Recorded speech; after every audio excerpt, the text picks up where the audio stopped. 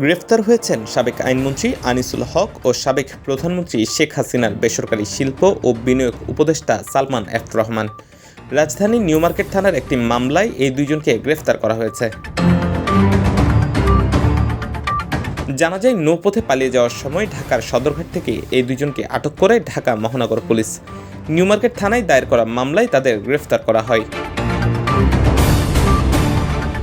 16 জুলাই ঢাকা কলেজের সামনে কোটা সংস্কারের দাবিতে বৈষম্য বিরোধী ছাত্র আন্দোলনের কর্মসূচি চলাকালে সংঘর্ষে এক ছাত্রসহ 2 জন মারা যায়।